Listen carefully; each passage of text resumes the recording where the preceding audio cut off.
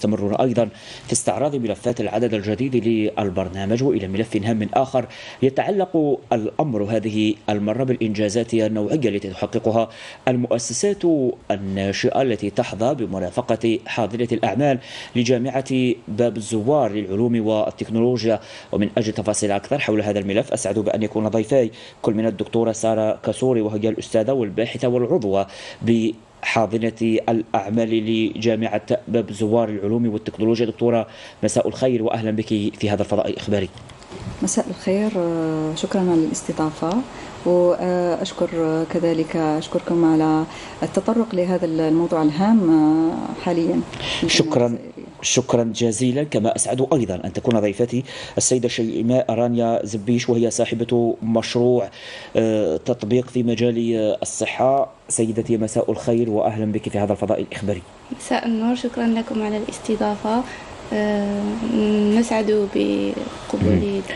شكرا جزيلا. أبدأ معك شيماء، هل ممكن فكرة حول طبيعة المشروع المبتكر؟ مشروعي هو عبارة عن منصة إلكترونية تقوم بالربط بين الأطباء الأمراض الجلدية والمرضى تاعهم. في هذه المنصة يقوم طبيب باستشارة المريض، وأيضا عندنا كوتي واحد آخر تاع بيع المواد الطبيعية اللي احنا قمنا بصناعتها في المخابر الجامعية. طيب الآن دكتورة سارة، هناك الكثير من حاضنات الأعمال المنتشرة أو التابعة للمؤسسات البحثية الجزائرية، ولكن بالتأكيد حاضنة الأعمال التابعة لجامعة متخصصة في التكنولوجيا لها خصوصية. فيما تتمثل هذه الخصوصية؟ في بادئ الأمر يجب القول أو يجدر القول أنه الحاضنات أو تواجد الحاضنات في المحيط الجامعي هذا راجع إلى قرار الوزاري 1275 الذي جاء من خلال اتفاقية بين وزارتين الوصيتين، التعليم العالي ووزارة المكلفة بالمؤسسات الناشئة واقتصاد المعرفة ومؤسسة المصغرة. الحاضنات في باب الزوار في جامعة هواري بومدين هي حاضنات كما هي جميع الحاضنات الأخرى، أي أنها تستقبل جميع الأفكار، أفكار الطلبة، بما أنها جامعة مختصة في كل ما هو علوم وتكنولوجيا. إذن الأفكار اللي تكون في الحاضنات، اللي تجي الحاضنات، هي أفكار في نفس المجالات التي تضمها هذه الجامعة. إذن في مثلا علوم البيولوجيا، الكيمياء، الفيزياء، هندسة الطرائق، الميكانيك، مثلا كذلك الجيولوجيا، الإعلام الآلي، الإلكترونيك، كل الأفكار. وكذلك نستقبل أفكار طلبة حاملي مشاريع من خارج الجامعة. طيب، ولكن من الناحية الاقتصادية ما هي طبيعة الإضافة التي تقدمها مؤسسات ناشئة وطلبة بمشاريع مبتكرة في مجال الاختصاص التكنولوجي يا دكتورة؟ نحن الأفكار التي تصلنا من الطلبة حاملي المشاريع، نحن في الحاضنات نقوم ب توجيهها حسب متطلبات السوق وحسب متطلبات المحيط الاقتصادي. إذن لهنا دور الحاضنات يكون في هذا الشيء. الفكرة تكون فكرة ثم يقوم تجسيدها إلى مشروع مبتكر، مشروع مبتكر في إطار إنشاء ستارت اب أو كذلك ميكرو انتربريز أو مؤسسة مصغرة.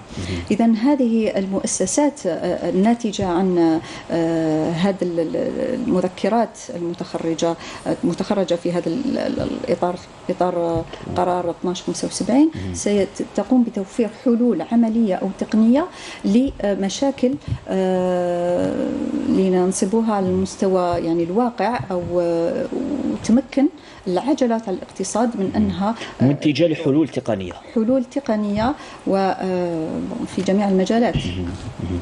طيب الآن شيماء، حينما نتحدث عن مؤسسة ناشئة في اختصاص نوعي وفي ربما في مجال الصحة، بالتأكيد السؤال يطرح حول المراحل التي مرت عليها عملية إنجاز هكذا مشروع نوعي.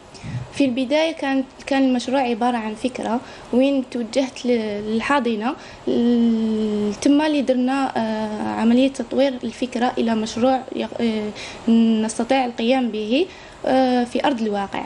وأيضا قدرنا نخرج من خلال المعارض والصالونات التي نقوم بالمشاركة فيها من اكتساب خبرات وأيضا اقتراحات الأطباء وأيضا المرضى لكيفية القيام بالمشروع تاعنا، والآن راهو في طور الإنجاز. طيب الآن دكتورة سارة، حينما نتحدث عن حاضنة أعمال في جامعة باب الزوار، هذا يعني أنكم تملكون جميع المعطيات حول الطلبة أصحاب المشاريع المبتكرة، وتعرفين أن هناك ربما تقليد جديد مبني على تعليم أصدرها وزير التعليم العالي والبحث العلمي، يتعلق الأمر بالتخرج بشهادتين، شهادة تعليم تقليدية ليسونس أو ماستر، بالإضافة إلى شهادة مؤسسة ناشئة. إلى أي حد جامعة باب الزوار أحرزت تقدما في هذا الاتجاه؟ بالنسبة للمشاريع المقاولاتية في إطار القرار الوزاري 1275، بما أنها بدأت في السنة الماضية 2022-2023، رغم هذا فحققنا من خلال بعض الأرقام. مثلا العام الفائت كان عندنا حوالي 339 مشروع مبتكر. هذا العام إلى حد الساعة عندنا 121 مشروع مبتكر، يعني كحصيلة أولية، وهي في زيادة معتبرة. عندنا طلبات حوالي 20 طلب وسم لابل، عندنا 10 لابل تم التحصل عليها. كذلك عندنا حوالي 30 براءة اختراع. يعني كانت إضافة جد مهمة، كانت يعني نوعية المشاريع، خاصة إذا هضرنا بالنسبة للنوعية، كانت نوعية جد جيدة. طيب، في جامعة باب الزوار هناك أعتقد 3 حاضنات أعمال. حاضنة التي إليها تنتسبين اسمها إيكوس نات، ماذا يعني ذلك أستاذة؟ ثم فيما تتمثل خصوصية حاضنة الأعمال هذا؟ يجدر القول أنه الحاضنات جامعة هواري بومدين تمتلك صرح عظيم وهو للمقاولاتية، وهو سكونابيل ستارت اب سهل، يعني بناية تحتوي على مختلف الواجهات المقاولاتية. مثلا الحاضنات، هناك إلى حد الساعة حاضنتين، حاضنة إيكوسنات وحاضنة تاكينوف. طيب. هناك كذلك مكتب للإشراف على كل ما هو ملكية فكرية اللي هو الكاتي. كاين مكتب سكونابيل لو بلو، أي مكتب العلاقات مع الشريك الاقتصادي. وهناك سيديو اللي هو مركز التطوير والمقاولاتية. وفي ظل هذا التركيبة هناك منسقة التي نشكرها بالمناسبة، منسقة بين هذه مختلف الواجهات اللي تعمل تحت إشراف المسؤولين في 12 لتجسيد القرار 1275. بالنسبة للسؤال ديالك، حاضنة إيكوسنات USTHB هي أول حاضنة في الجامعة. تم إنشائها في 2019، وهي حاضنة متحصلة على وسم اللابل في عام 2022 تحت إدارة الأستاذ البروفيسور القاسم فرقاني.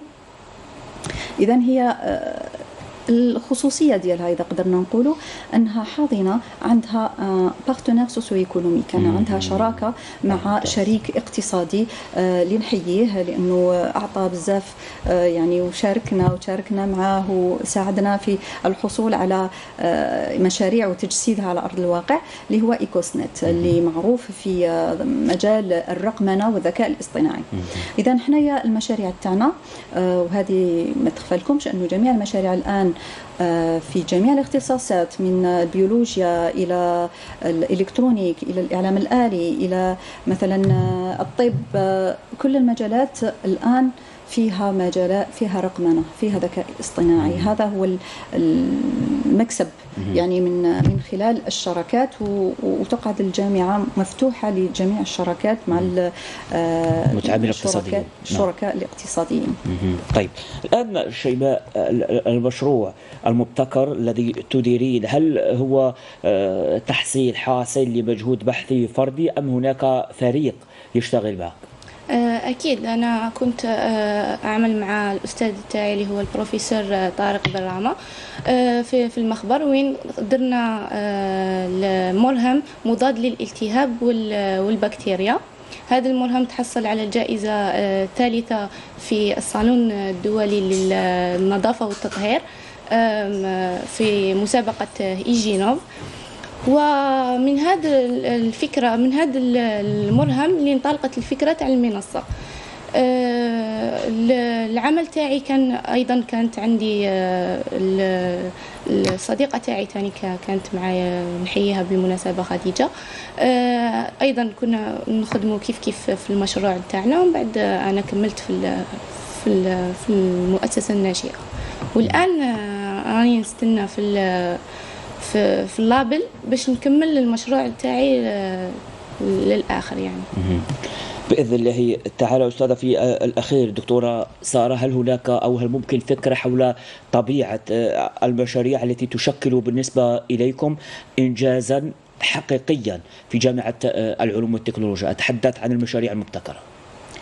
فيما يخص المشاريع المبتكرة، كنت سبقت وقلت أنه المشاريع هذا المجال طرقنا في، يعني بدأ في العام الفائت 2022-2023، لكن مع ذلك شفنا مشاريع كثيرة في جميع المجالات. نذكر على سبيل المثال الحي اللي راهو قدامكم على مرهم أو منصة ربط بين الأطباء والمرضى. هناك كذلك أذكر على سبيل المثال طالب عندنا أيمن خريسي في مجال الميكانيك اللي دار يعني ان ديسبوزيتيف تاع سولاي دراي، يعني انه بمساعده اشعه الشمس يعني تجفيف كل ما هو اغذيه للاستعمال اليومي. او هناك كان مشروع اللي تحصل على المرتبه الثانيه في كونكور تاع إيجينوف اللي يختص بتنقيه الهواء من كل ما هو صحيح. بكتيريا ولي بوليون، يعني بكتيري اوتشوز. وفيه مشاريع مبتكرة. من المهم جدا تثمينها، ومن المهم جدا أيضا توفير أسباب تجسيدها على أرض الواقع حتى تقدم الإضافة المرجوة. الدكتورة سارة كاسوري، الأستاذة الباحثة والعضو في حظيرة إيكوسنت بجامعة العلوم والتكنولوجيا، والسيدة شيماء رانيا زبيش وهي صاحبة مشروع تطبيق في مجال الصحة. شكرا جزيلا لكما، نتمنى لكم بالتأكيد كل التوفيق، واللقاء بكما يتجدد قابل الأيام بحول الله. مشاهدينا، فاصل بعده نواصل.